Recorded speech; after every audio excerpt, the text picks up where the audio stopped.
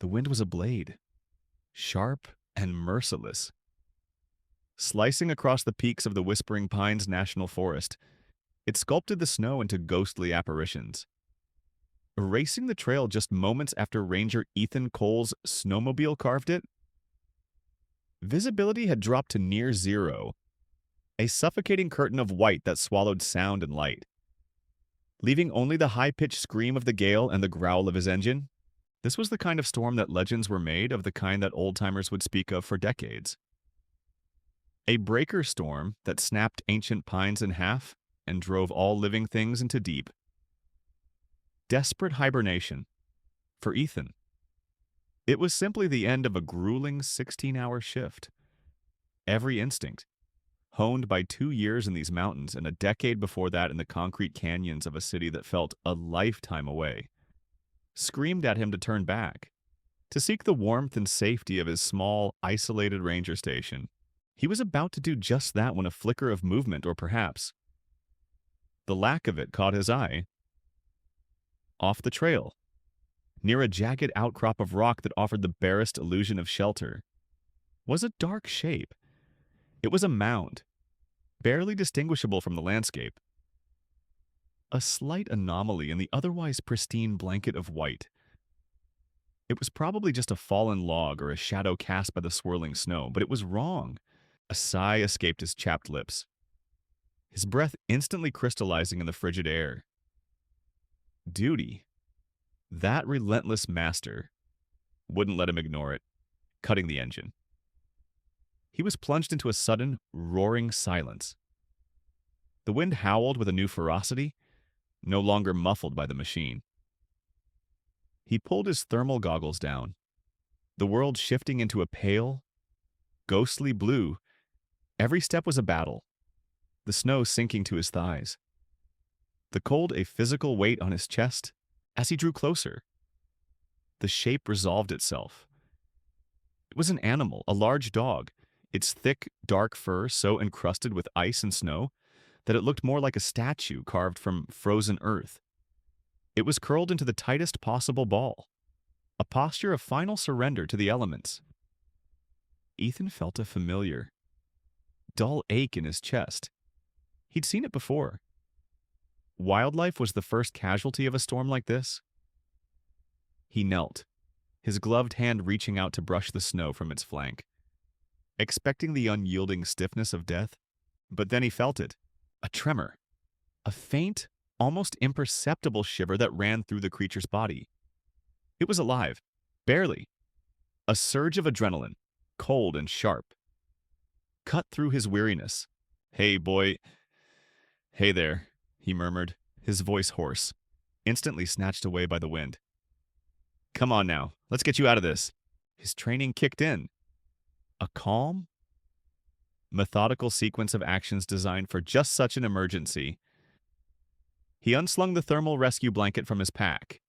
He would need to wrap the dog, get it back to the snowmobile, and race to town.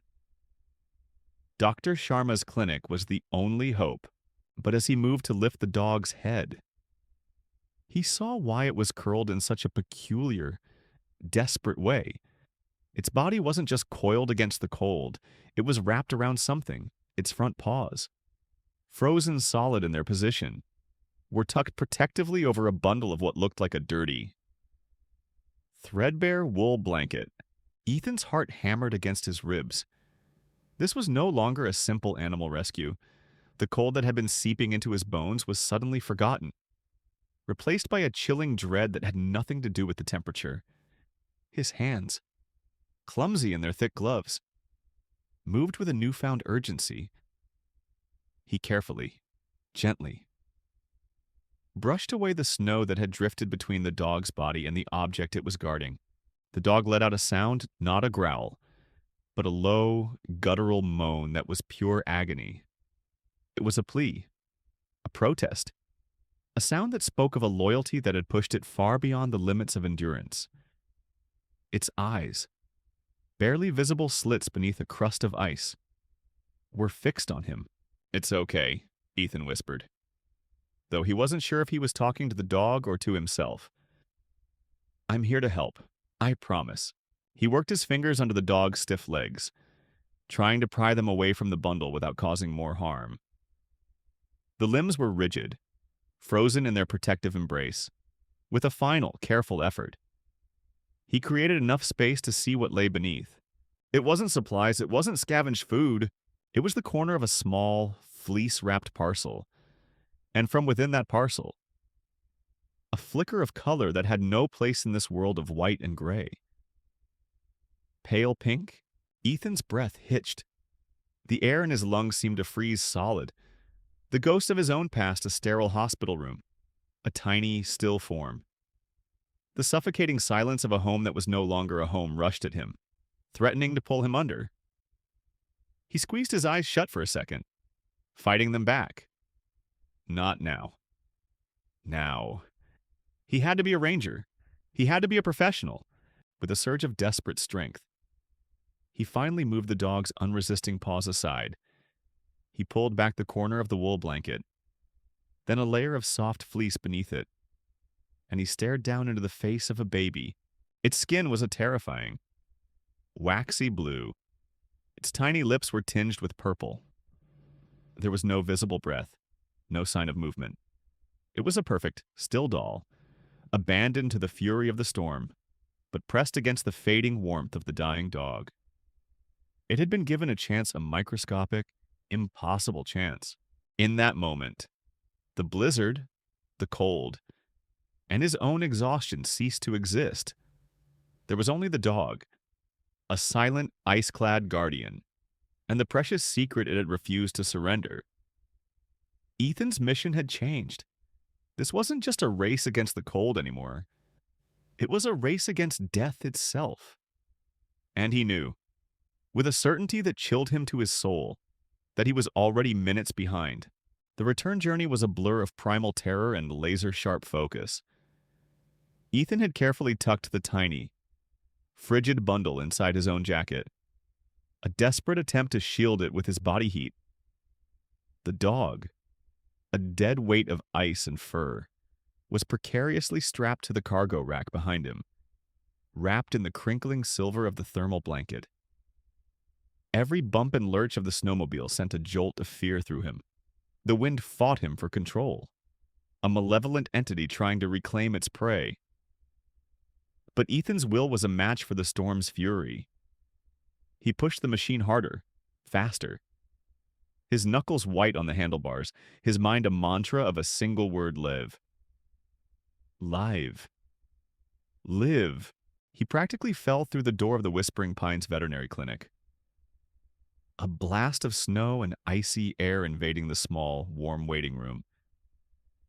The scent of antiseptic and clean linen was a shocking contrast to the raw wilderness he'd just escaped. "Anya," he yelled, his voice cracking. "I need help now." Dr. Anya Sharma appeared from the back room, her dark hair pulled into a practical ponytail, her brown eyes wide with alarm. She was a pillar of calm in the town's small, often chaotic world.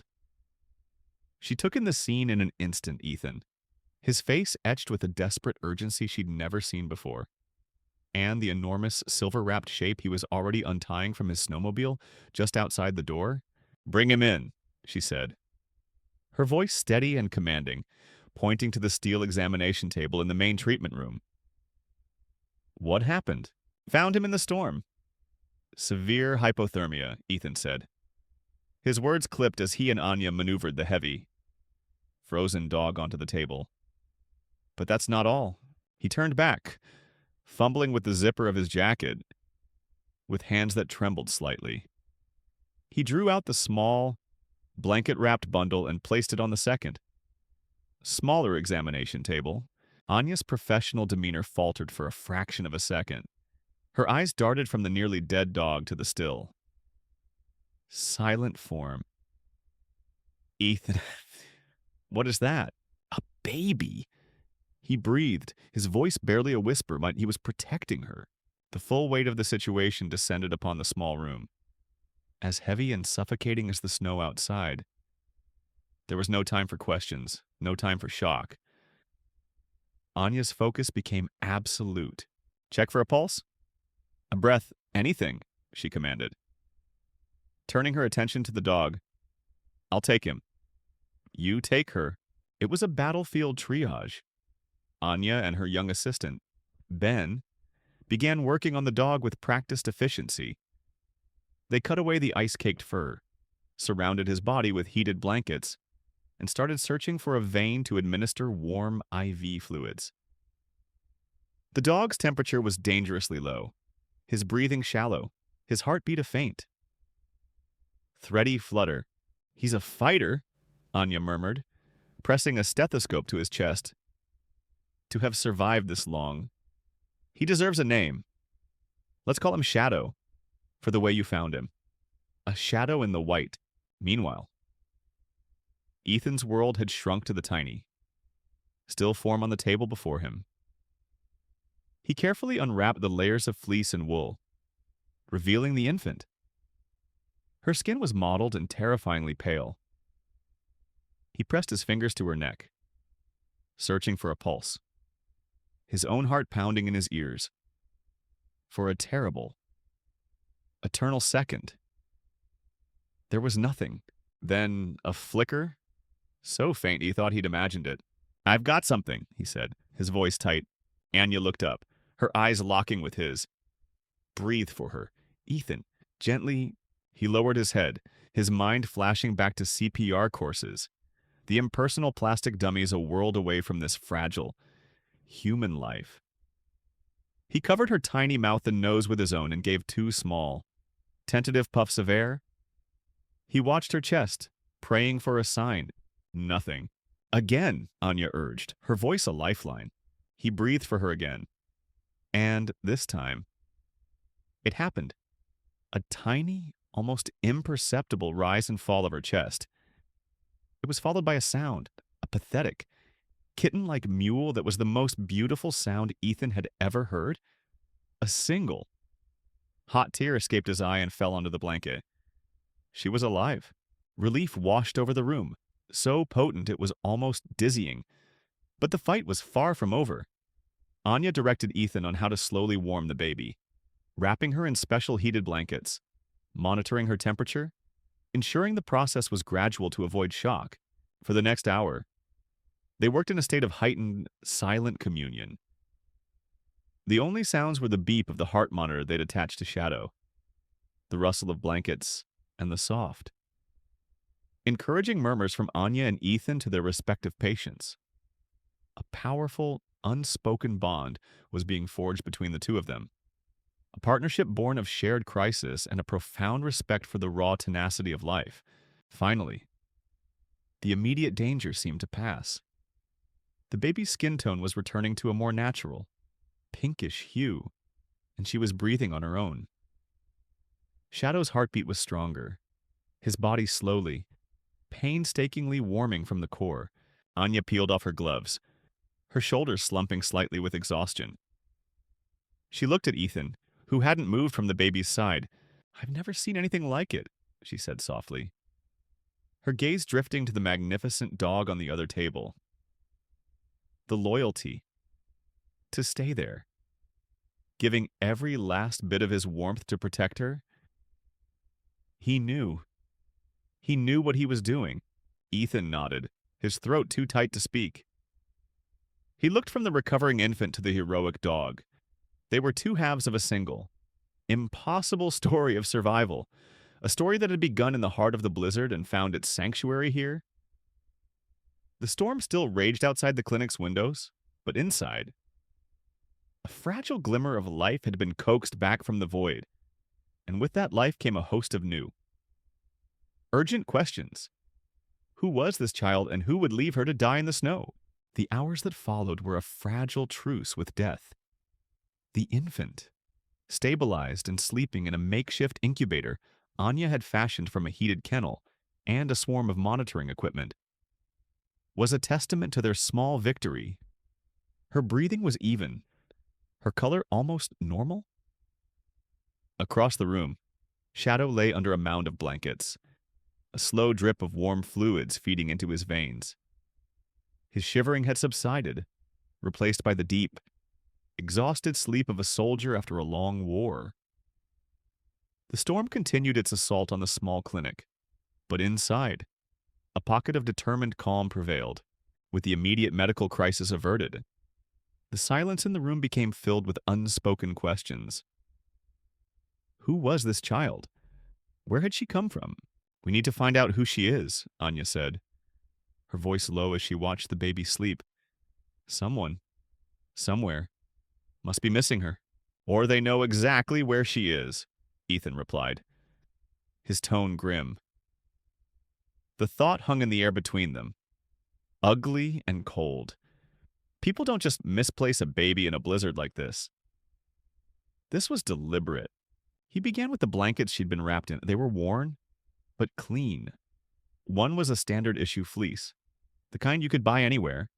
The other was a heavy, hand-knitted wool blanket, its pattern intricate but its yarn coarse. It spoke of care but not of wealth.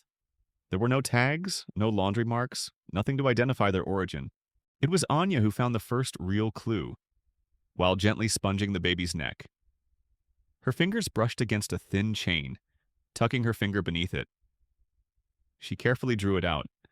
Lying in the center of her palm was a small, simple silver locket, tarnished with age and shaped like a heart.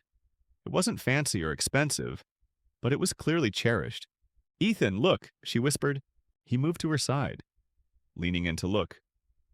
The locket's surface was smooth except for one side, where a single, elegant letter had been engraved in a flowing script.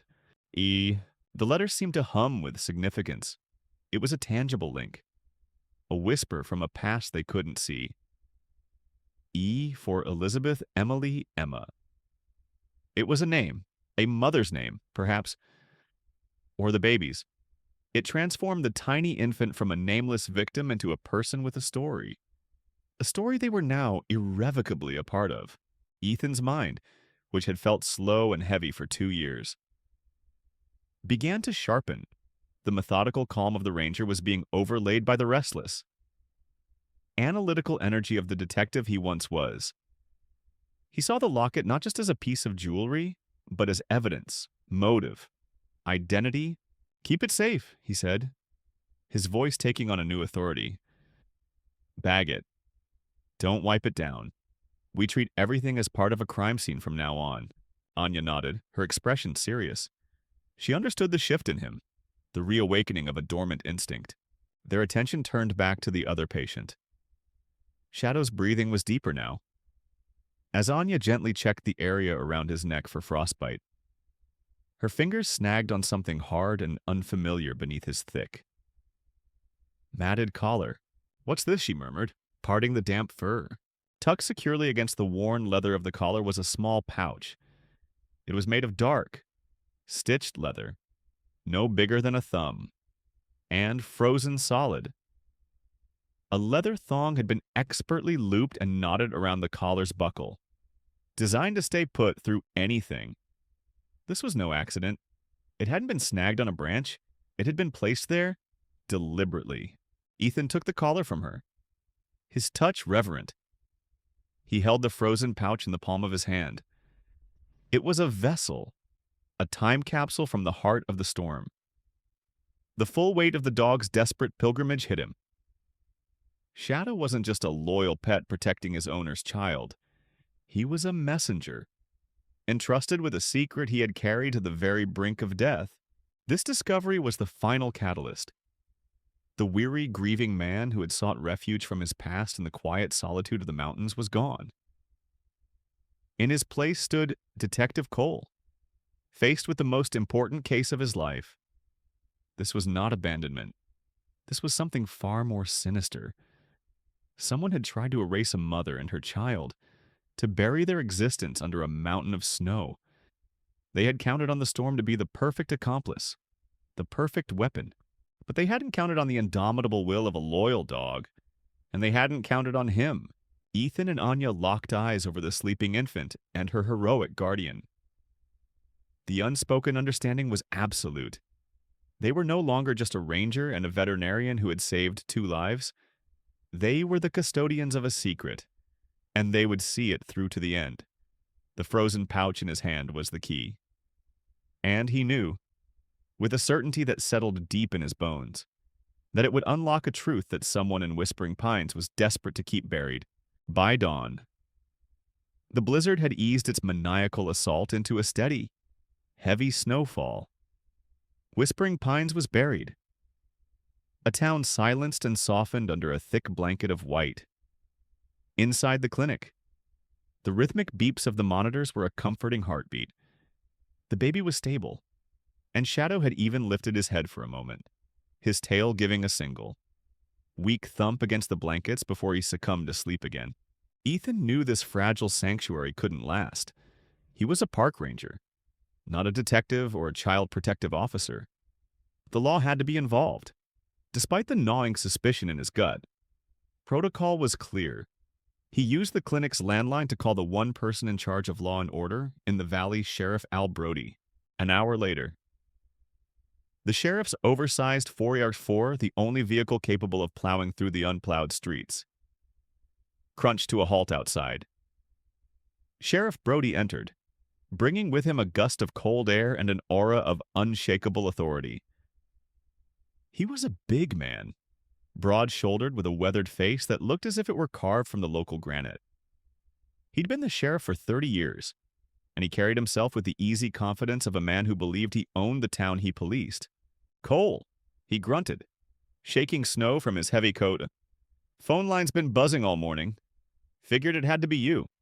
What's so urgent it couldn't wait for the plows?" His eyes swept the room, taking in the scene. He nodded at Anya, a familiar doc, before his gaze settled on the incubator, then on the large dog resting on the far table. His expression remained unreadable. Ethan laid out the story, his voice calm and factual. He detailed the discovery in the storm, the dog's condition, the baby's miraculous survival. He then presented the evidence, placing the carefully bagged locket and the still frozen leather pouch on a clean metal tray. "I think we need to treat this as a potential crime scene." "Sheriff," Ethan concluded, "the circumstances are too suspicious." Brody picked up the bag with the locket. Holding it up to the light, he grunted. "An initial means nothing on its own?" He nudged the frozen pouch with a thick finger but didn't bother to pick it up. "Probably just some folk art charm. Mountain people are superstitious." He walked over to the incubator, peering at the sleeping infant. For a moment, Ethan thought he saw a flicker of something human, of compassion. But it was gone as quickly as it came. "Here's what I see." "Cole," Brody said, turning back, his voice taking on a patronizing tone. "I see a sad, simple story. Some transient girl, probably high on something, gets caught in the storm with her kid. She panics, leaves the baby, and tries to save herself. The dog, being a dog, stays put. Will likely find her body come the spring thaw. She wrapped the baby in 3 layers and tied a pouch with a potential clue to the dog's collar before panicking." Ethan challenged, his voice sharp. "That sounds like intention, not panic." Brody sighed. "A theatrical display of patience wearing thin. You city cops are all the same. You see conspiracy in a shadow. You've been up here 2 years, but you still don't get it. Life is harder here. And sometimes it's just tragic. There's no big mystery to solve." He clapped his hands together, a sound of finality. "Right. I'll call Child Protective Services in the county seat. Have them arrange transport as soon as the roads are clear. Doc, you keep the little one comfortable." "The dog?" "Well, it's just a dog." And the evidence Ethan pressed, his jaw tight. "That pouch needs to be opened carefully. It could be a note. It could be anything. It'll be taken into evidence. Logged and stored. According to procedure," Brody said dismissively. He scooped the locket and the pouch off the tray and dropped them into his coat pocket. The casualness of the act felt like a violation. "Now, I appreciate your diligence. Cole, you did a good thing, saving that kid. But your job is done. Stick to ticketing tourists and watching for forest fires. Let me handle the police work." As he turned to leave, he paused at the door. Listen, this is a quiet town. A good town. The Blackwood family has poured its heart and soul into this valley, building the ski resort, the lodge, employing half the population. People come here for peace, not for salacious crime stories. The last thing we need is you stirring up a hornet's nest over what's clearly just a sad misfortune. We handle our problems quietly here. The name hung in the air. Blackwood. It wasn't an accusation, but a statement of fact. A reminder of the invisible lines of power that crisscrossed the valley. The message was clear: do not disturb the peace. The peace that the Blackwoods had so carefully curated. Sheriff Brody left, leaving behind a chilling silence. Ethan stared at the door, a cold fury building inside him. This wasn't procedure, this was a cover-up. He had come to these mountains seeking solitude from the corruption and compromises of the city, only to find them hidden here, buried beneath a veneer of small-town charm. He had followed protocol. He had handed over the only clues they had to a man who had already declared the case closed. He looked at Anya, who was watching him with worried eyes. She had heard it too. The unspoken warning. In that moment. Ethan Cole knew he was completely and utterly on his own.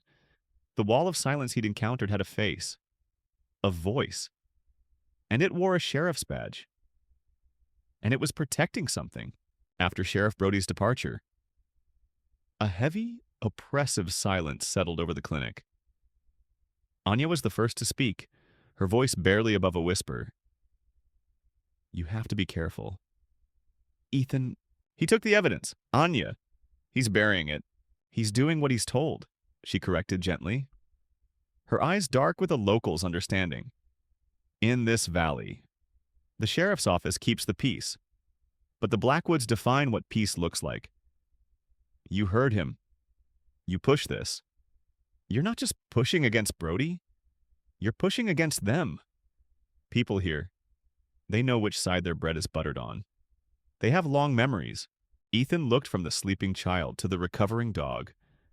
Their vulnerable lives were a silent testament to a crime someone was trying to erase. I can't let it go, he said, his voice quiet but firm. They deserve justice.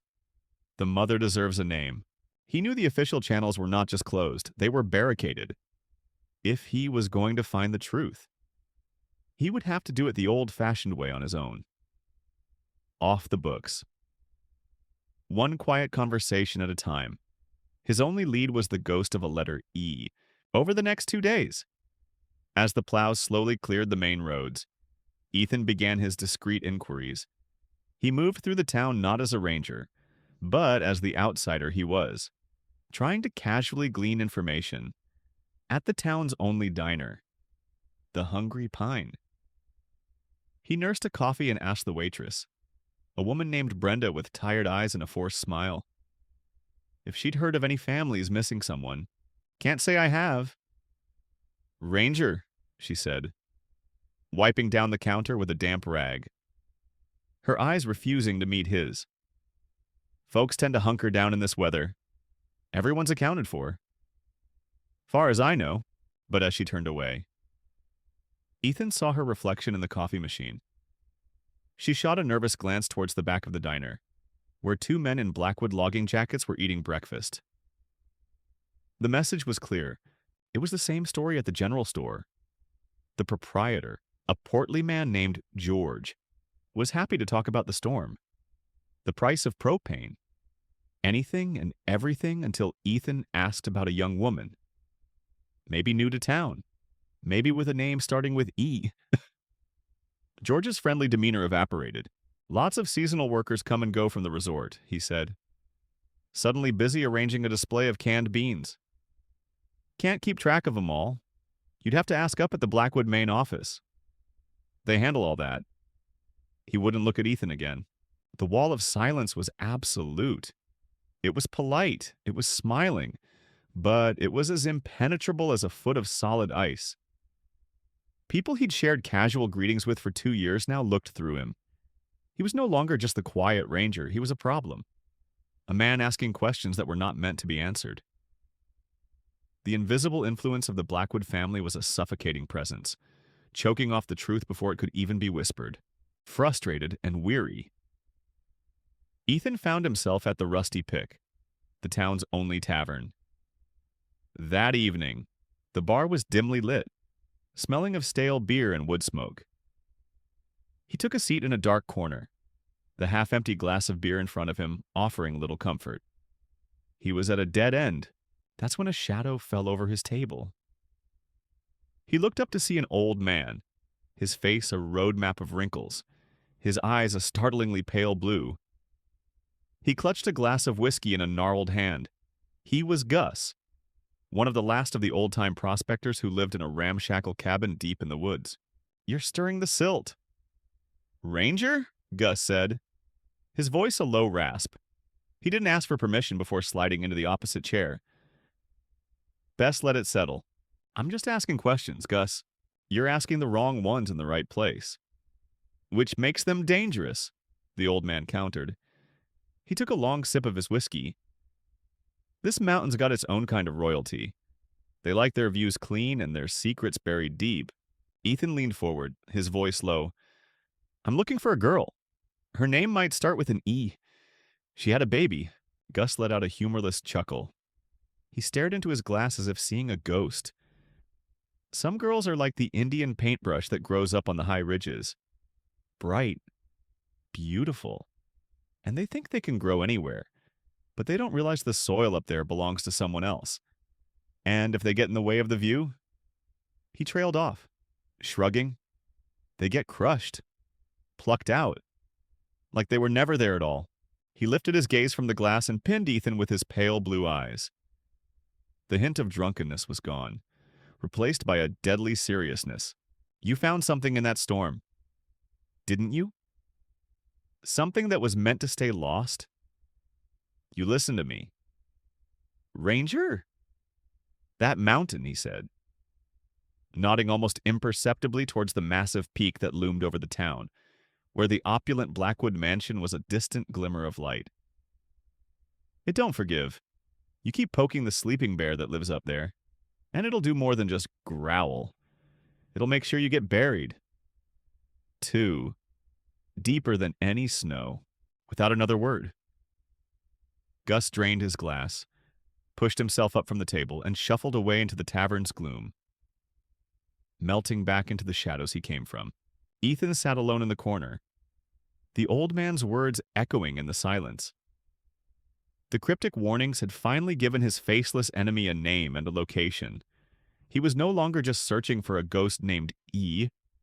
He was now knowingly and willingly standing at the foot of Blackwood Mountain, challenging the bear in its den.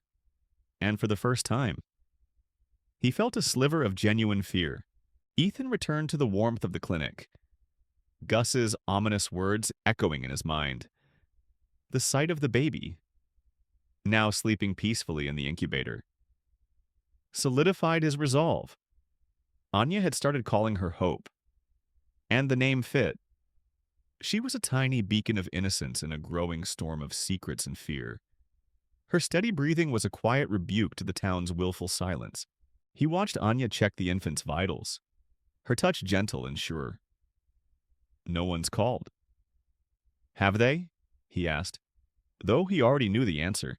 Anya shook her head, her expression a mixture of sadness and anger. Not a whisper. No frantic parents, no concerned relatives. It's like she just fell from the sky. "She didn't," Ethan said, his voice low and hard. "That's the one thing I'm sure of." The logic was inescapable and chilling. A mother who had accidentally lost her child would have alerted the authorities. Storm or no storm, a mother who had willingly abandoned her wouldn't have wrapped her in 3 layers of blankets and entrusted her to a loyal dog. There was only one conclusion that made sense: the baby's mother was physically unable to report her missing. She was either being held against her will, or she was dead. The town had sealed its lips. Direct inquiry was a dead end. Ethan realized he had to change his approach. He retreated to his ranger station, a small, isolated cabin that suddenly felt less like a refuge and more like an operations center. If the people wouldn't talk, The paper trail would have to trail. Booting up his government-issued laptop, he began to dig, using his access to the state's interagency database. He initiated a search for missing persons reports filed within a 100-mile radius of Whispering Pines over the past 3 months.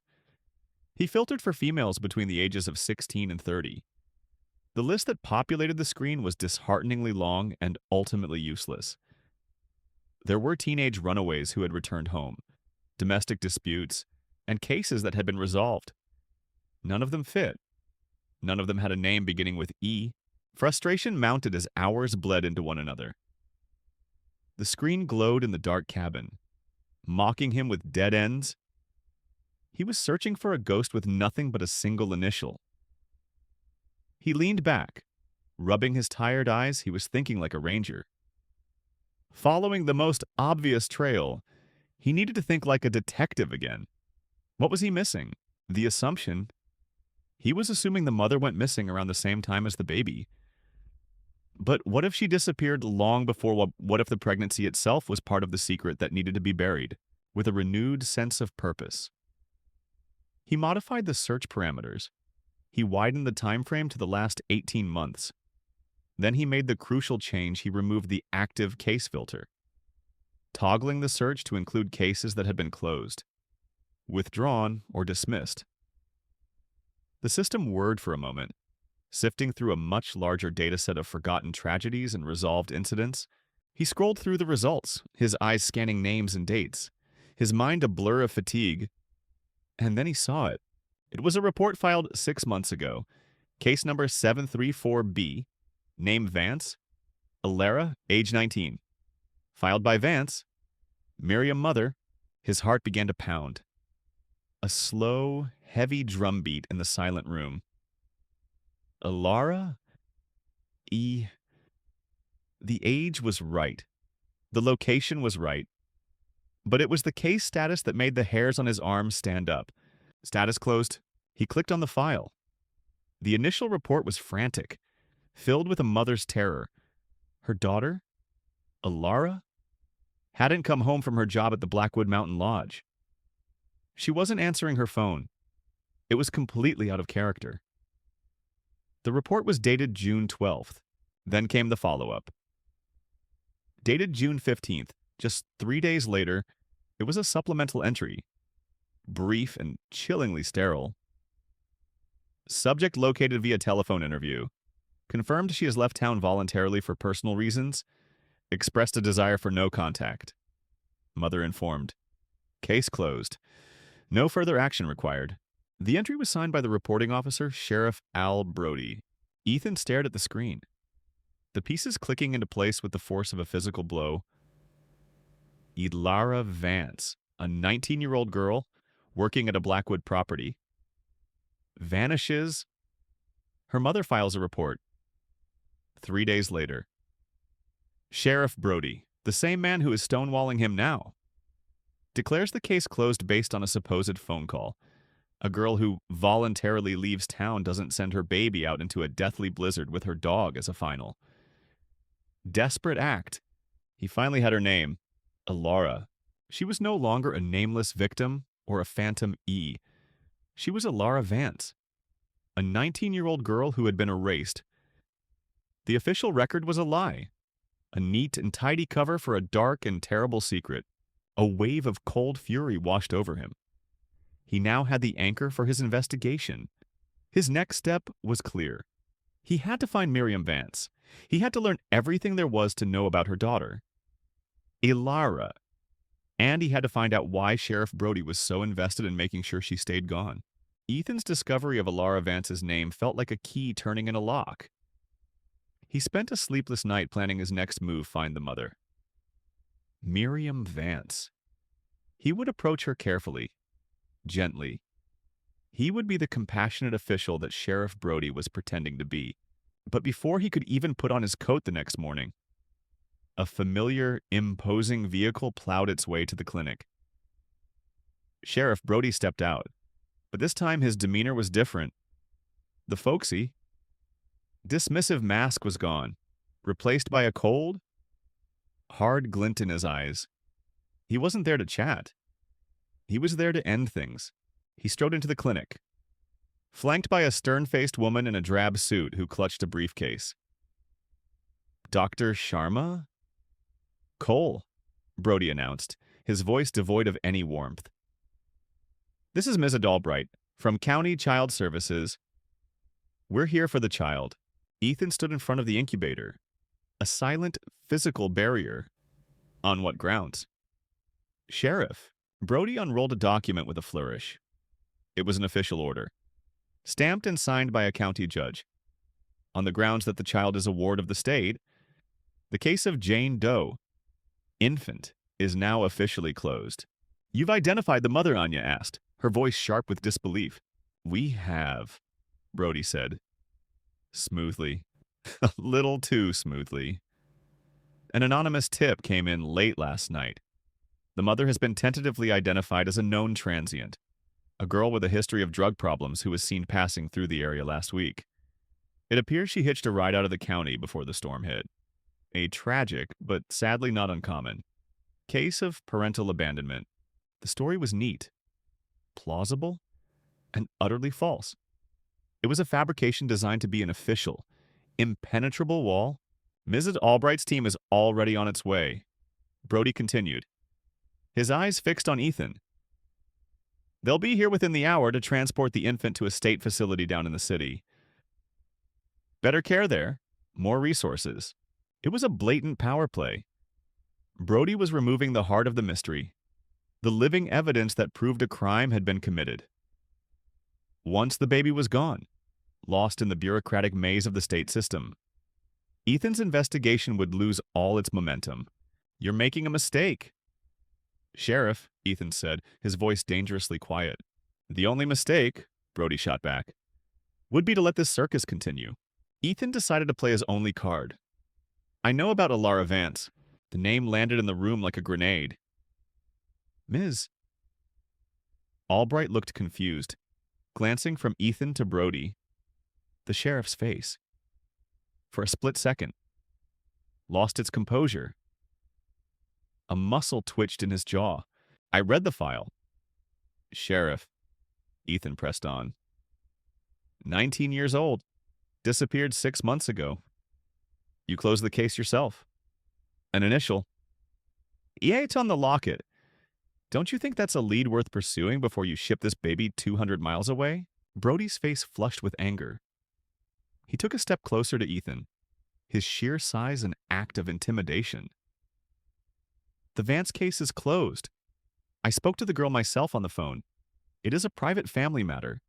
You dragging that poor girl's name through the mud is reckless, unprofessional, and cruel. You are a park ranger. Cole, you are dangerously out of your lane, and I am ordering you to stand down. I can't do that. Then I'll have you suspended. Brody's voice rose to a near shout. I will file a formal complaint with the Forest Service so fast your head will spin. You will be investigated for harassing a private citizen, interfering with an official investigation, and obstructing the lawful duties of a child services officer. You will lose your job. The threat was real. Brody held all the official power. Ethan was cornered. Miss Albright was already moving towards the incubator with a transport carrier. He was out of options. Or maybe not. His gaze drifted to the window. The snow had stopped, but the sky was a heavy, ominous gray. The mountains were piled high with fresh, unstable powder. An idea, born of desperation, sparked in his mind. He had one sphere of authority that Brody couldn't touch. You're not taking her anywhere, Ethan said. His voice suddenly calm and filled with a new authority. Brody laughed. A harsh, ugly sound. And who's going to stop me? You... No, Ethan said, pulling his official radio from his belt. He keyed the mic. Dispatch.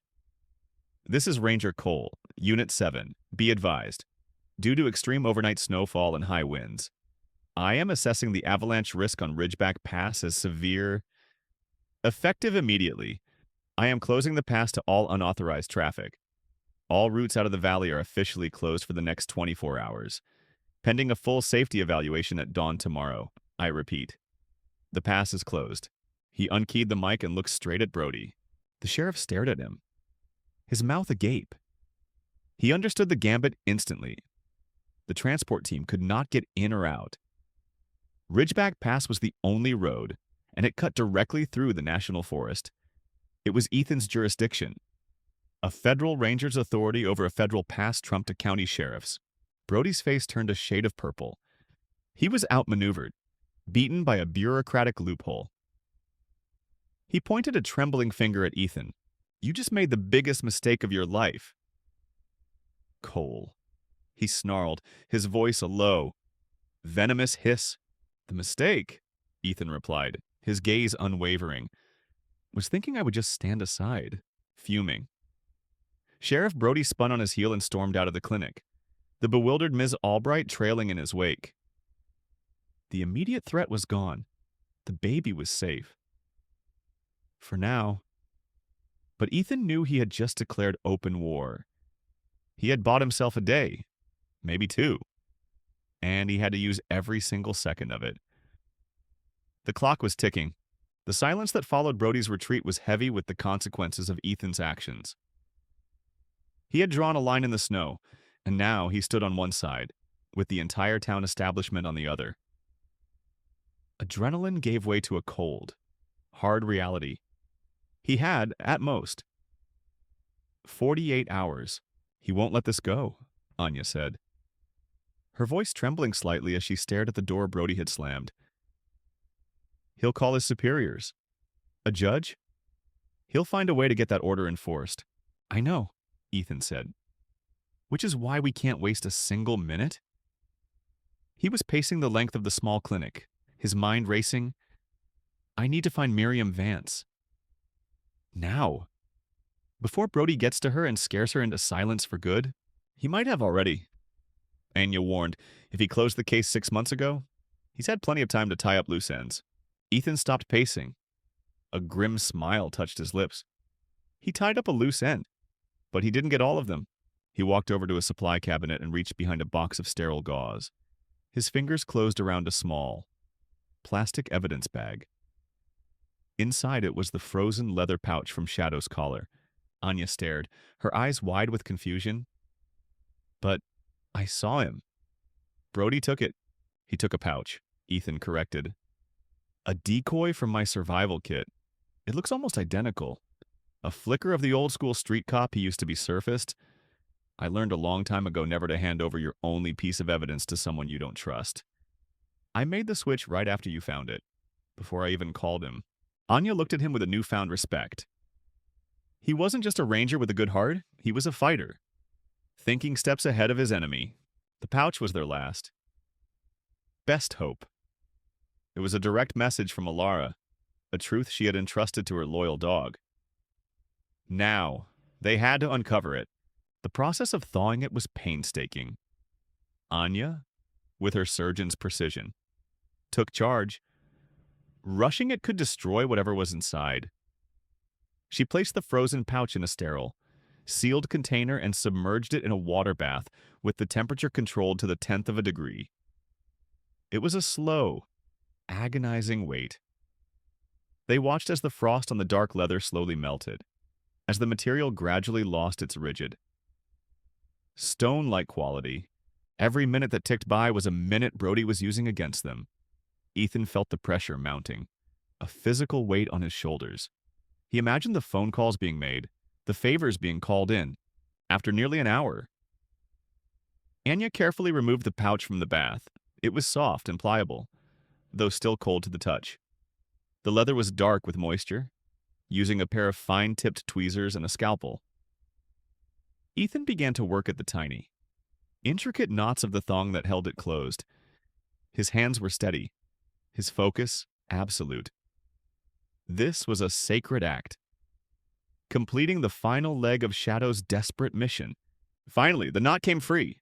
He held his breath, tipping the pouch over a clean, white sterile cloth.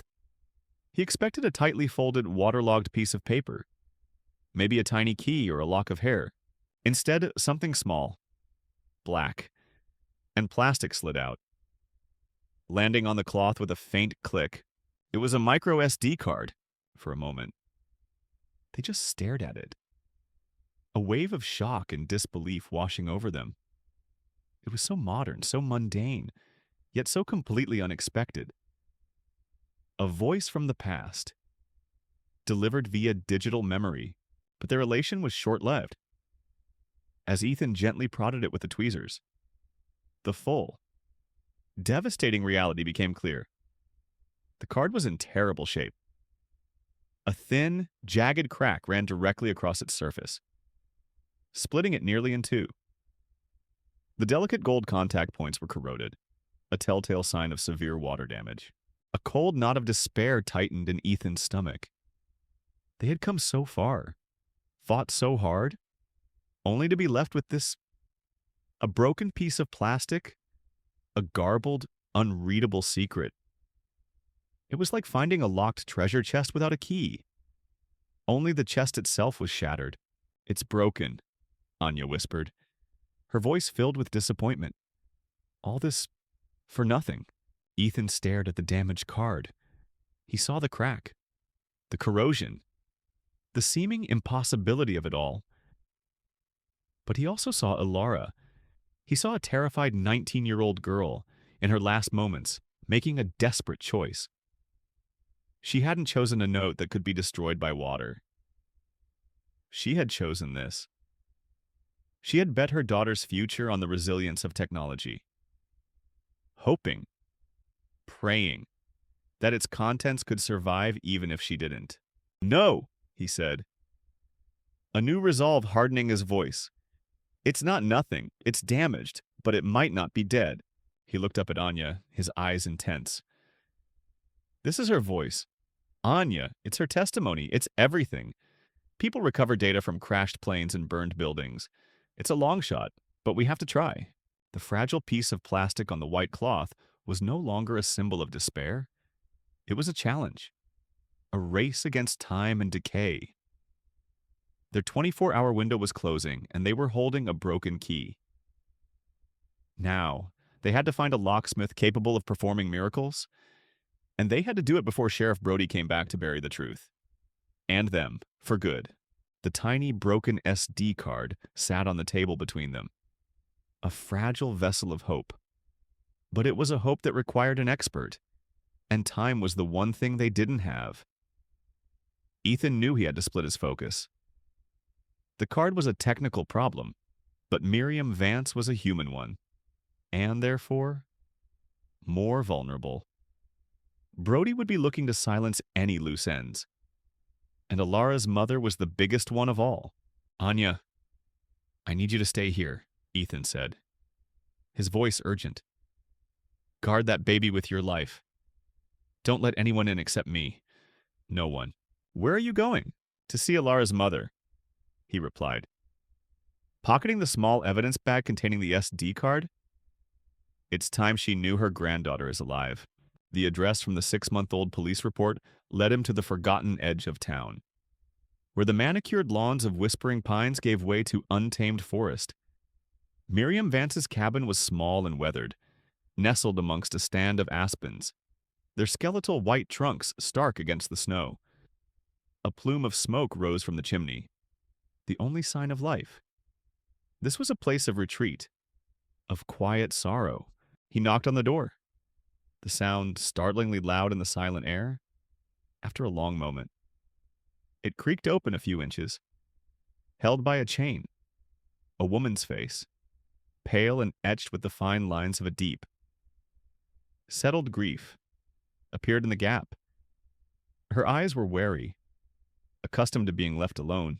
"Mrs. Vance, Miriam." Vance, Ethan asked gently. "Who's asking?" Her voice was thin, brittle. "My name is Ethan Cole. I'm a park ranger." He held up his badge. "I'm not here to cause trouble. I need to talk to you about your daughter, Ilara." Her face hardened, a mask of self-protection falling into place. "My daughter is gone. Sheriff Brody told me. She left town. There's nothing more to say." "I don't think that's true," Ethan said, his voice soft but insistent. 2 days ago, in the storm, I found something. I found a baby. A little girl. He saw a flicker of something in her eyes' confusion. A spark of pain? But she remained guarded. Lots of people have babies. That has nothing to do with me. Ethan reached into his pocket and pulled out another small evidence bag. This one containing the silver locket. He held it up for her to see. She was wearing this. It has the letter E engraved on it. The effect was instantaneous. Miriam's composure shattered. A strangled sob escaped her lips. Her hand flew to her own neck, her fingers tracing the shape of a ghost. That was my mother's, she whispered, her voice breaking. I gave it to Alara for her 16th birthday. She fumbled with the chain, her eyes blinded by tears. Ethan pushed the door gently, and she offered no resistance as he stepped inside. Into the small, still cabin that felt like a shrine to a lost child. A framed photo on the mantelpiece showed a smiling, vibrant young woman with bright eyes and a familiar silver locket gleaming at her throat. Miriam sank into a worn armchair, her body trembling. A baby, she repeated, the word full of impossible hope and devastating pain. She had the baby. Ethan pulled up a wooden chair, giving her a moment. Then, gently, he asked, Miriam, you need to tell me what happened. The truth, not the story Sheriff Brody told you. And so, the story came pouring out, a torrent of grief and fear held back for 6 long months. She told him about Alara and Julian Blackwood, the handsome, wealthy heir who had swept her daughter off her feet. It was a secret. Whirlwind romance, the rich boy and the girl from the edge of town. Alara was deeply in love, convinced that Julian was different from his ruthless, controlling father, Silas. Then came the pregnancy. Alara had been terrified but also naively hopeful, believing a child would prove their love was real, that it would force Julian to commit. It did the opposite. Julian, weak and spineless, ran to his father. Silas Blackwood saw my Alara and her baby as a problem, Miriam said. Her voice laced with a bitterness that had festered for months.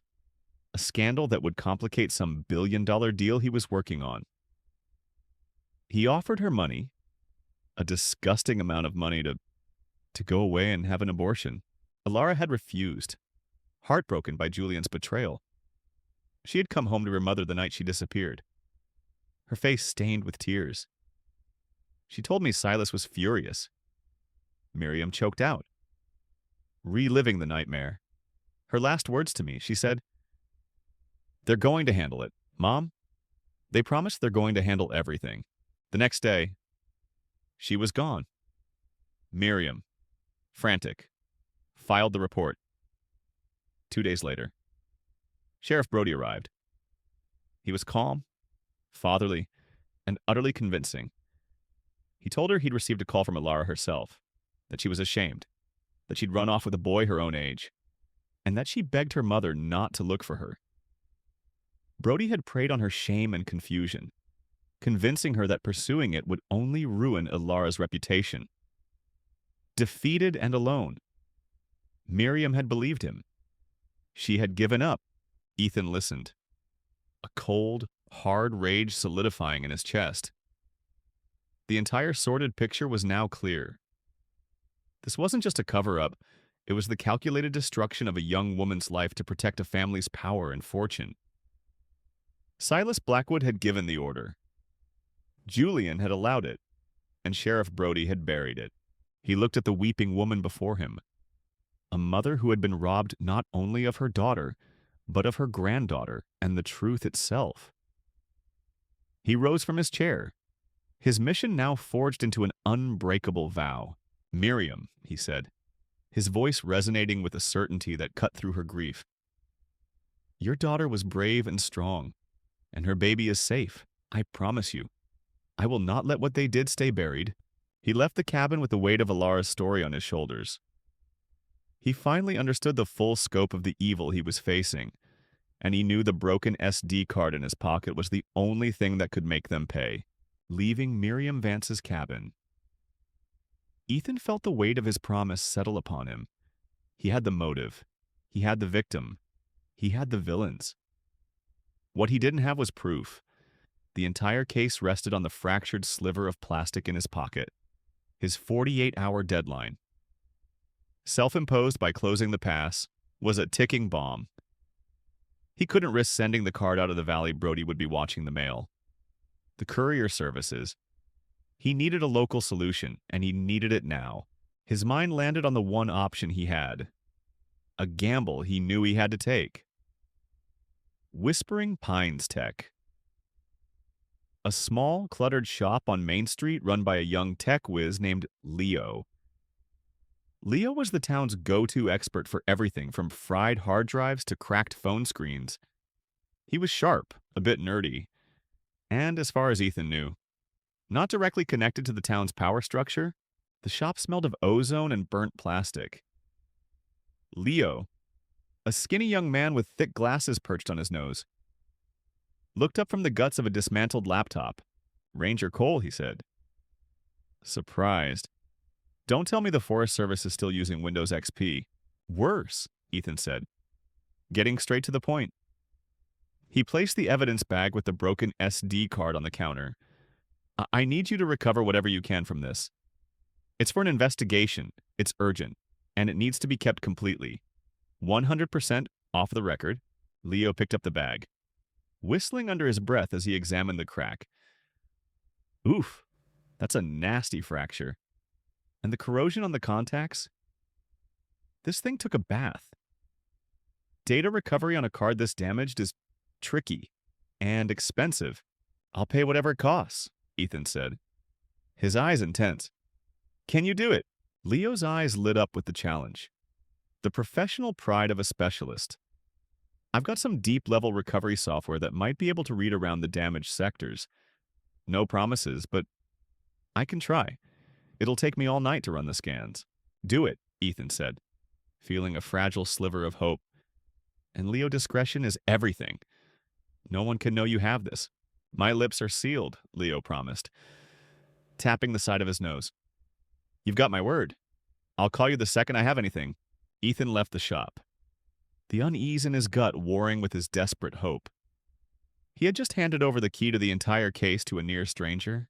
The moment the bell on the shop door jingled shut, Leo's professional demeanor vanished. He walked to the back of his shop, pulled out a sleek, expensive smartphone far nicer than anything his shop's profits could afford, and dialed a number from his contacts labeled simply "The Estate."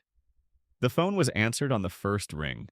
"He was just here," Leo said, his voice stripped of its nerdy affectation, now cold and efficient. "He has the card. Don't worry, I have it now." "I told him I'd work on it." "Yes, sir. I'll set the trap for tonight. He won't be a problem anymore." He hung up, a smirk playing on his lips as he looked at the broken SD card. Hours later, just after 10 p.m., Ethan's phone buzzed. It was Leo. Good news. Leo's voice was excited, breathless. "I got something. It's heavily corrupted, but I managed to pull a single image file. It's pixelated, but it's a start. Can you come back to the shop? I don't want to send it over any network." You know, for security, the bait was set. Hope surged through Ethan, overriding the caution that had been nagging at him. "I'm on my way." The main street of Whispering Pines was dark and deserted. The buildings hunched like sleeping giants under a starless sky. A cold wind funneled between them. As Ethan passed the dark alleyway between the general store and the old post office, a flicker of movement in the shadows sent a jolt of alarm through him. He was turning, his hand instinctively reaching for the sidearm he no longer carried. When they came at him, two of them, they were large, fast, and silent, moving with brutal efficiency. They weren't trying to talk. They were trying to end him. The first punch caught him high on the cheekbone, sending a shower of stars across his vision. He staggered back, his ranger training and old cop instincts screaming to life. He wasn't a detective in a suit anymore. He ducked under a wild swing and drove his shoulder hard into one man's gut. The man grunted, the air rushing out of him, but the second one was on him, grabbing him from behind in a crushing bear hug. Ethan slammed his head back, connecting with the man's nose with a satisfying crunch. The hold loosened, and Ethan spun free, but not before a sharp, searing pain erupted in his left arm. He glanced down and saw a long, dark gash. A knife. This wasn't a warning. It was an execution. Desperation fueled him. He kicked over a stack of metal garbage cans, sending them clattering across the icy pavement. As his attackers slipped and scrambled, Ethan bolted. He didn't run towards the light of the clinic. He ran for the darkness. For the one place he knew better than them, the forest. He plunged into the trees behind the town, his lungs burning, the coppery taste of blood in his mouth, and he could hear them crashing through the underbrush behind him. But the sounds grew more distant. He finally collapsed behind a thicket of pines, his body screaming in protest, his arm throbbing with a deep, pulsing pain. The cold reality hit him with the force of a physical blow. Leo had betrayed him. The call. The recovered image, it was all a lie. A lure to draw him into the dark. He had lost the SD card. He was injured. And they were hunting him. He looked back at the distant, mocking lights of the town. He now understood. The Blackwood web wasn't just Silas, Julian, and the sheriff. It was woven through the very fabric of the town. The tech guy, the thugs. Who else? He was utterly and completely alone. It was the lowest he had felt since the day he'd lost his family. A raw, bottomless despair. He had failed, and in the cold. Dark woods of whispering pines. He had no idea if he would even live to see the dawn. Ethan slipped through the back door of the veterinary clinic like a ghost, his movements silent and pained. The adrenaline from the fight had worn off, leaving behind a throbbing agony in his arm and the cold. Bitter taste of failure. Anya gasped when she saw him, his face bruised and his jacket sleeves soaked in blood. Ethan!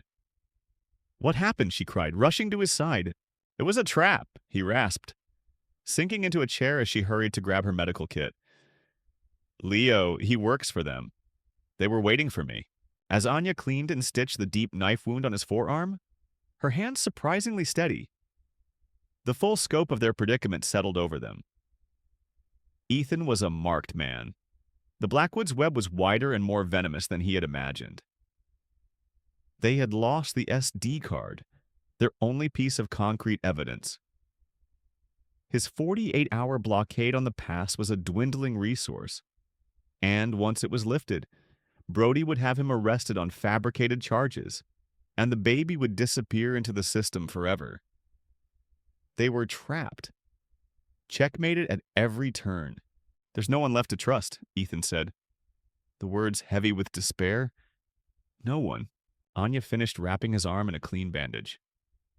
Her brow furrowed in thought. Maybe that's not true, she said slowly. There's Deputy Miller. David Miller. Ethan looked at her, his expression skeptical. Anya, he's Brody's deputy. He's part of the same corrupt machine, but he's not like Brody. She insisted. He's young. He grew up here. Joined the force because he wanted to make a difference. I've seen him in the diner. The way he looks when Brody talks down to people. He's uncomfortable. He's a good kid in a bad situation. She paused. It's a long shot, I know. But what other choice do we have? He stared at his bandaged arm.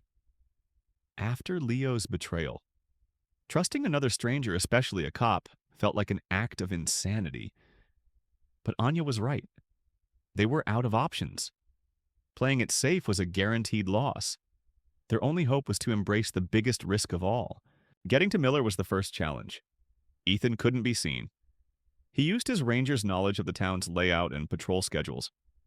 He knew Miller often took a break late in his shift at a scenic overlook on the old logging road, a quiet spot. Far from the center of town, hiding in the tree line. Ethan waited, just as expected. The deputy's cruiser pulled into the overlook. Miller got out, stretching as he stared out at the snow-covered valley.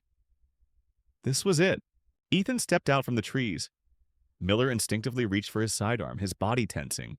"Deputy Miller," Ethan said, holding up his hands to show he was unarmed. "I'm not here to hurt you. I'm here because I think you're the only honest cop left in this town." In the cold, clear air, under the silent gaze of the mountains. Ethan laid it all out. He spoke with a raw, desperate urgency, leaving nothing out, finding the baby in shadow. The locket, Alara Vance's neatly buried file, Brody's immediate and forceful obstruction, Miriam Vance's heartbreaking story.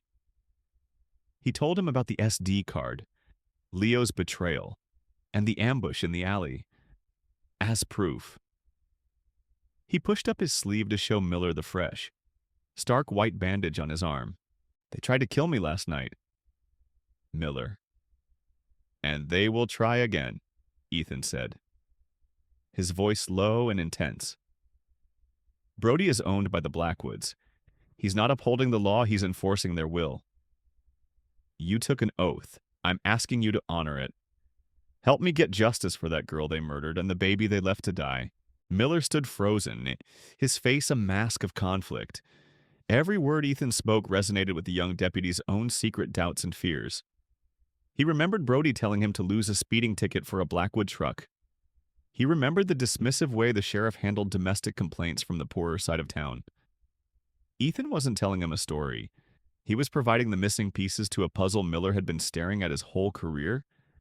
But to act on it, that was crossing a line from which there was no return.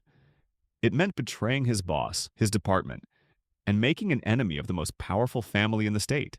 He looked at Ethan's bruised face, at the conviction in his eyes. He thought of the badge on his own chest and what it was supposed to stand for. After a long, agonizing silence, he finally gave a sharp, decisive nod. "I'm in," Miller said, his voice firm. "The decision was made, but we can't fight them here. We need outside help. We need proof." "The SD card is the proof," Ethan said bitterly. "And I lost it. It's at Leo's shop. Or more likely, already up at the Blackwood mansion." Miller's mind began to work. The gears of a true policeman finally allowed to turn freely. "My cousin," he said, a new energy in his voice. "He lives in the city. He's a forensic data specialist, a real one. The kind the FBI uses. He can get anything off anything. If we can get the card to him, he can do it quietly, off the books." Suddenly, there was a path forward. A fragile, incredibly dangerous path. They had an ally. They had a potential expert. But the central piece of the puzzle was in the enemy's hands. "Then that's our next move," Ethan said, a spark of hope igniting in the despair. "Brody and the Blackwoods think they have me on the run. They think they've won." A grim determination settled on both their faces. Their hopeless situation had transformed into a clear, terrifying mission before they could expose the truth. They had to steal it back. Hope had been replaced by a grim, desperate plan. Ethan and Miller knew that the SD card was likely still at Leo's shop. The Blackwoods, arrogant in their power, would assume Ethan was too terrified to go back.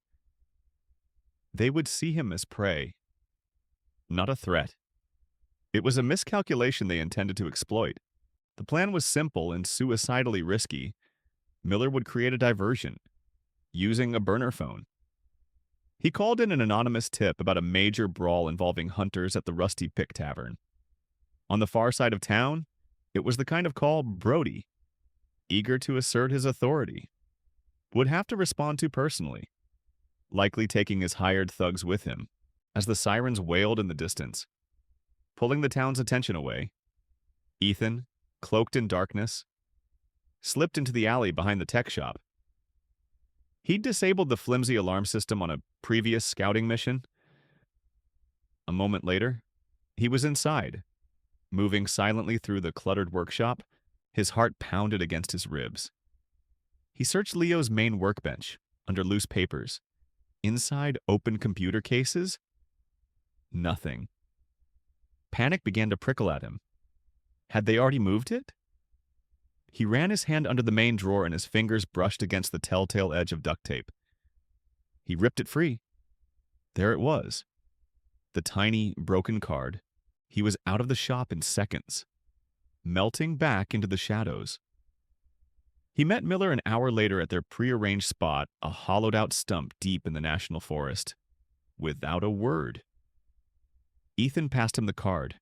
"I'll leave tonight," Miller said, his face pale in the moonlight. "I'll tell Brody my mother had a fall. He won't question it. I'll be back as soon as I know anything." He paused, the gravity of the action hanging between them. "Stay safe, Ethan." And then he was gone. The next 2 days were an exercise in agonizing suspense. Ethan remained hidden at Anya's clinic. His face was all over the local newsfeed as a person of interest wanted for questioning in the assault of a local business owner. Leo. Sheriff Brody had put a bolo bee on the lookout out for him. Ethan was officially a fugitive. His blockade of the pass had expired, and he knew Brody's men were actively searching for him. He, Anya, the baby, and the recovering Shadow were prisoners in their own sanctuary. Shadow was growing stronger each day, his tail now offering a proper wag whenever Ethan approached. The baby, Hope, was thriving under Anya's care. They were a small, besieged family, waiting for a word that might never come. Had Miller made it? Was the card too damaged? Had they done all this for nothing on the evening of the second day? Anya's phone buzzed with a text from an unknown number. It contained a single word. Check. Ethan's heart leapt. It was the signal. He logged into the encrypted email account he and Miller had set up. There was one new message. The subject line was blank. It contained a single, password-protected video file. Ethan's fingers trembled as he typed in the password, Ilara. The file downloaded. He and Anya huddled close to the laptop screen, the volume low. He clicked play. The image was shaky, poorly lit, filmed in a confined space. Then a face appeared, and a cold dread washed over Ethan. It was Ilara Vance. Her beautiful features were pale and streaked with tears, but her eyes burned with a defiant, protective fire in her arms. She cradled a tiny, newborn baby wrapped in the familiar, hand-knitted blanket.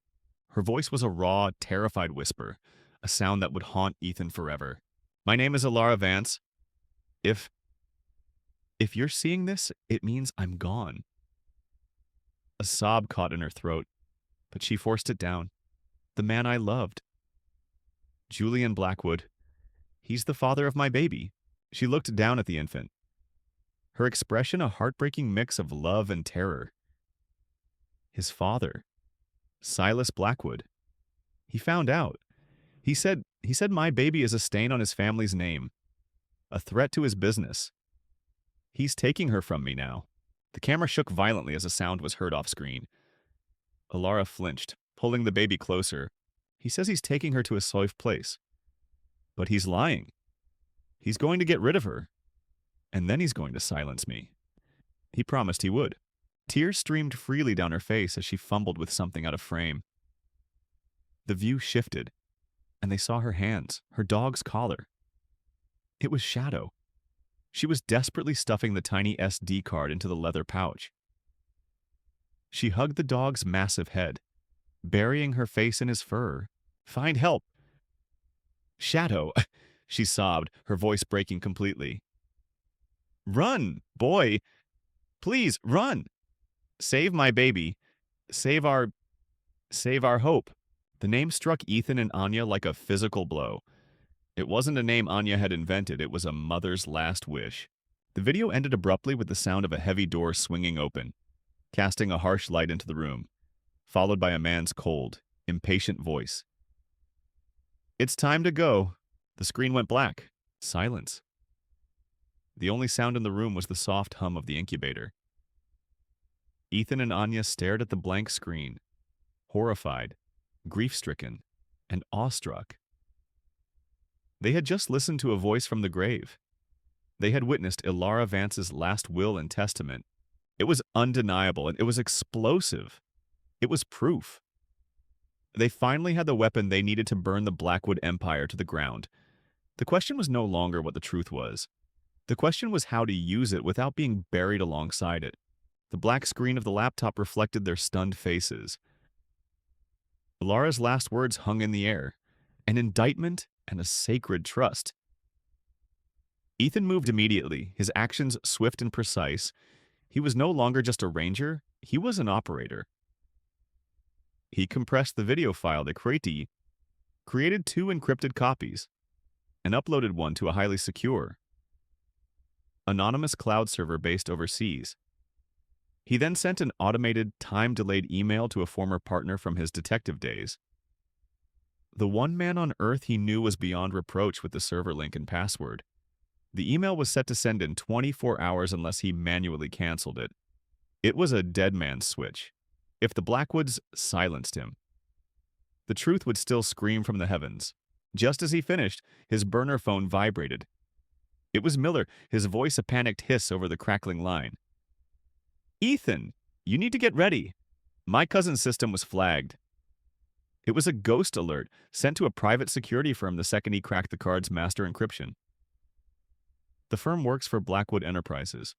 They don't know what we have, but they know we have it. They know their fortress has been breached, as if the world itself was responding to the escalating danger.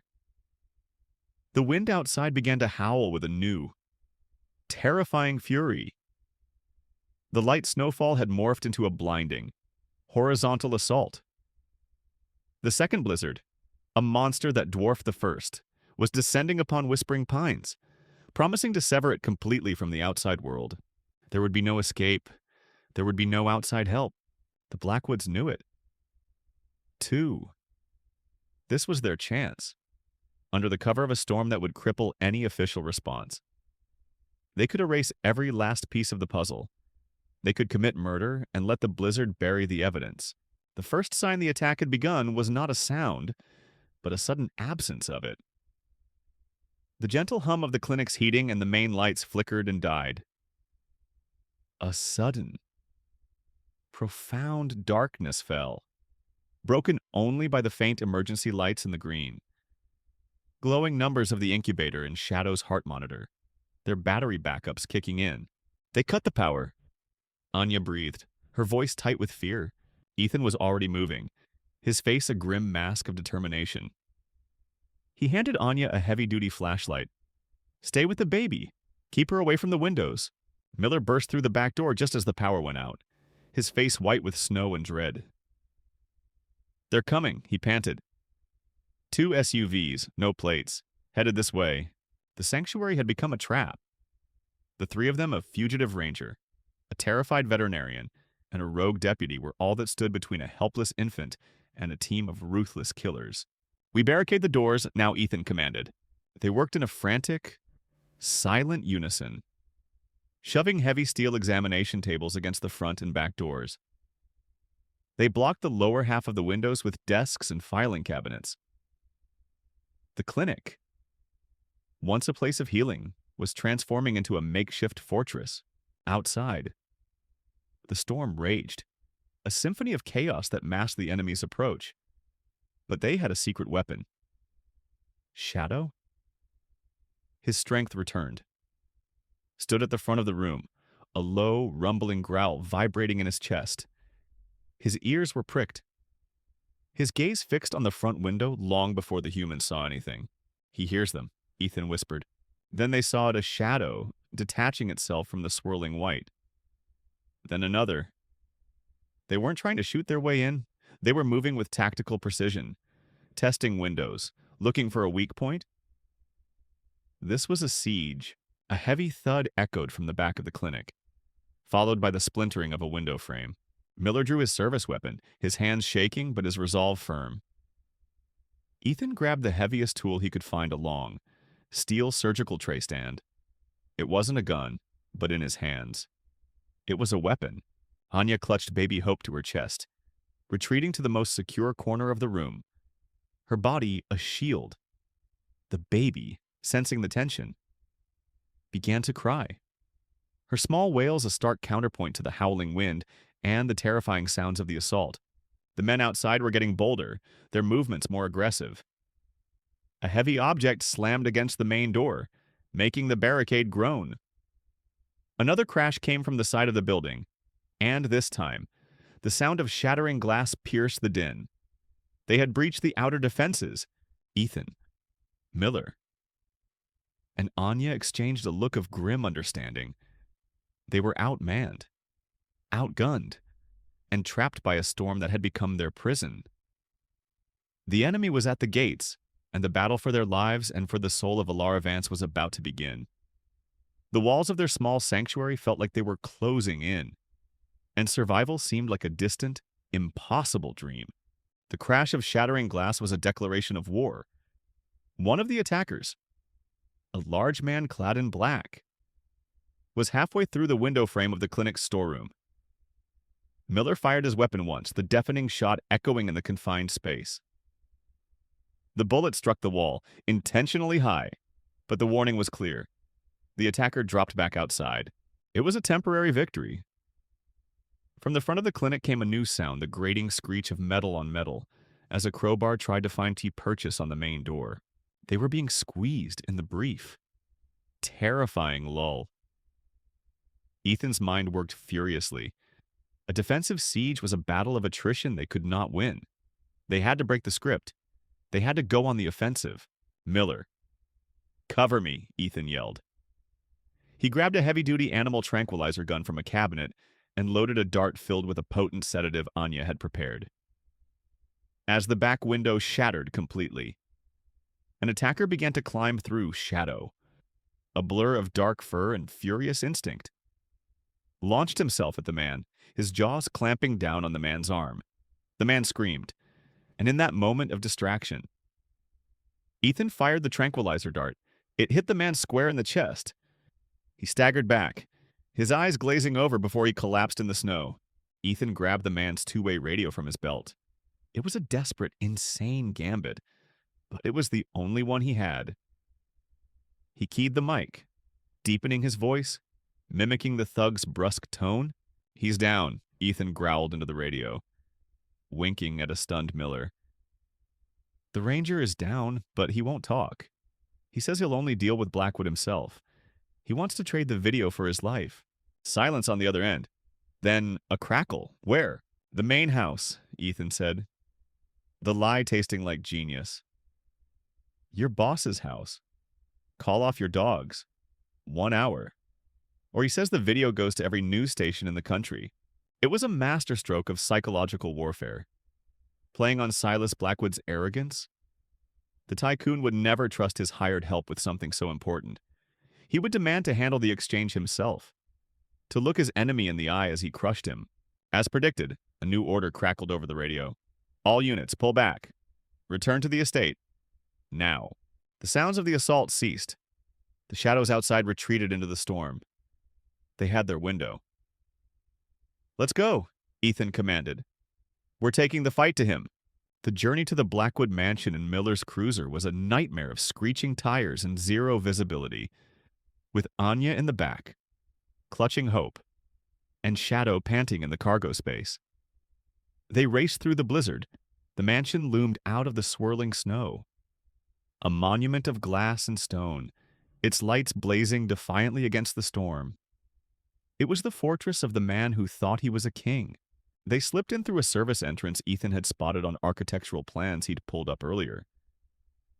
The opulence inside was obscene, a sterile museum of wealth. They found themselves in the grand hall, a cavernous space with a 2-story fireplace and floor-to-ceiling windows that looked out into the white abyss of the storm. Silas and Julian Blackwood were waiting for them. Standing before the roaring fire, and next to them, his face a mask of smug victory, was Sheriff Brody. "Well, well, Ranger," Silas said, his voice smooth as poison. "You've led us on quite a chase, but all foolish last stands must come to an end. Now, give me the file."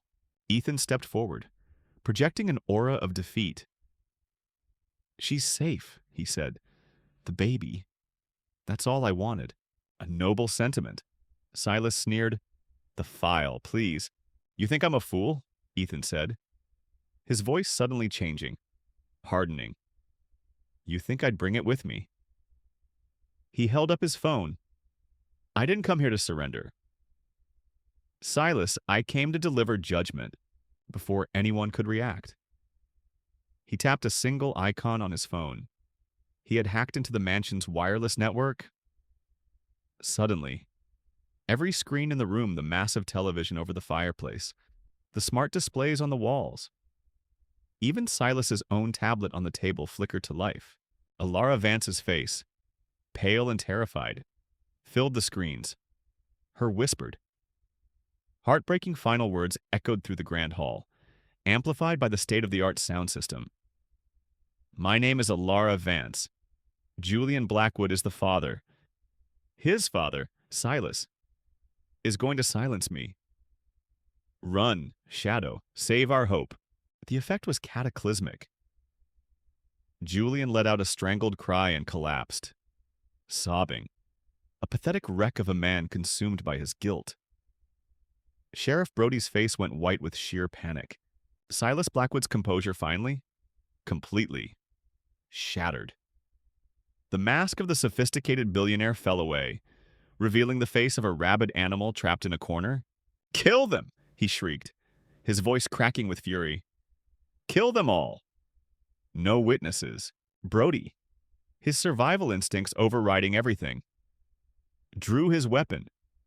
But Miller was faster. He lunged, not as a deputy fighting a sheriff, but as an honest man fighting a corrupt one. The two lawmen crashed to the floor, wrestling for the gun. Silas, insane with rage, grabbed a heavy iron poker from the fireplace and swung it wildly at Ethan. Ethan ducked and charged, a raw cry tearing from his throat. It was the culmination of all the pain, the injustice, the grief for his own lost family. He tackled Silas, sending them both crashing onto a priceless marble table, which splintered under their weight. The opulent hall had become a frantic, desperate battlefield as Ethan fought to subdue the snarling Silas. Miller finally gained the upper hand. He wrenched the gun from Brody's grasp and slammed his former boss's face into the floor, cuffing his hands behind his back with a satisfying click. Ethan landed a final, decisive blow, and Silas Blackwood went limp beneath him, his reign of terror over. The silence that fell was broken only by Julian's pathetic sobs, the crackling fire, and the unabated howl of the wind. And then, a new sound cut through the storm, faint at first, then growing steadily louder. Sirens. Miller looked at Ethan, a slow, triumphant grin spreading across his face. Before leaving for the mansion, he had used the attacker's radio on a state police channel he knew was monitored. He'd given their location and a single. Coded message: officer needs assistance. Hostile takeover at Blackwood Estate. Suspects armed and dangerous. Help had been on its way all along, as the blue and red lights painted the blizzard-swept windows. Ethan rose to his feet. Standing over the broken man who had thought himself a god, justice hadn't just been served, it had been delivered, by hand, on the very peak of Blackwood Mountain. The arrival of the state police was like the breaking of a fever. Troopers in tactical gear swarmed the opulent mansion, their efficiency and professionalism a stark contrast to the corrupt. Homespun authority of Sheriff Brody. The chaotic scene of the Grand Hall was quickly brought under control. A weeping Julian was led away in handcuffs, a defiant. Snarling Silas Blackwood was subdued and arrested, his reign ending not with a bang, but with the cold, final click of steel cuffs. And Sheriff Al Brody, his face a mask of utter ruin, was stripped of his badge and arrested for a litany of crimes that would put him away for life, as the blizzard began to recede with the coming dawn. So too did the Blackwood's long, dark shadow over whispering pines. The news spread like wildfire, a seismic shock that rattled the very foundations of the town. At first, there was disbelief. Then, as state investigators cordoned off the mansion and Brody's office, the disbelief gave way to whispers. and the whispers gave way to a flood of stories.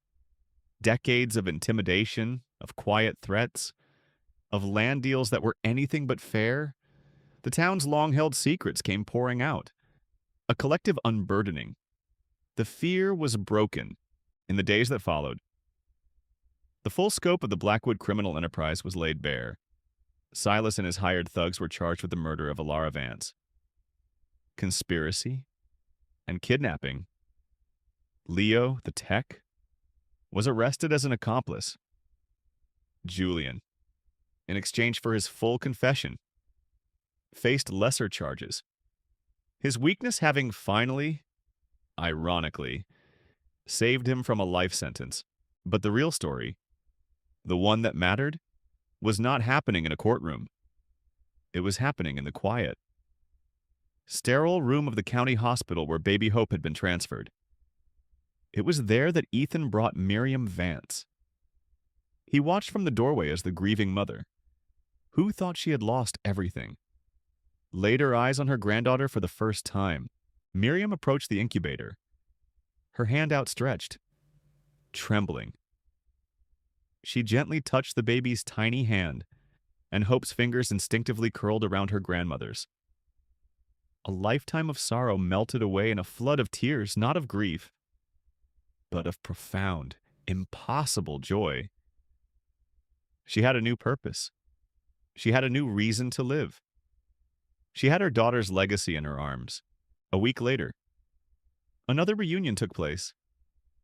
Shadow, his wounds healed and his magnificent coat brushed to a healthy sheen, was brought to Miriam's cabin. The moment he saw the baby, he let out a soft whine of recognition. He padded over to her bassinet and lay down, his great head resting beside it. A silent, watchful guardian. His duty finally, peacefully, fulfilled. Spring came to the mountains, and with it, a great thaw. The snow melted, revealing the green shoots of new life. Whispering Pines was healing. 2. Deputy David Miller, hailed as a hero, was made acting sheriff, tasked with rebuilding the town's trust in the law. Anya's clinic became a beloved landmark, a symbol of the courage and compassion that had sparked the town's liberation. Ethan Cole stayed. He had come to the mountains to escape his past, to outrun the ghosts of a life he had lost. But in fighting for Alara, in saving Hope, he had done more than find justice. He had found peace. He had faced down the darkness and discovered that his own capacity for love and protection had not died with his family. One sunny afternoon, months later, he sat on the porch of Miriam Vance's cabin. He watched as she rocked her giggling granddaughter on her lap, with Shadow resting his head on her knee. The scene was one of perfect, simple peace. He looked up at Blackwood Mountain, no longer a symbol of menacing power, but simply a majestic peak against a bright blue sky. The ghosts were quiet. He was home. He had found a new family, not of blood, but of shared survival and enduring hope. He was no longer a man defined by his loss, but by the lives he had saved.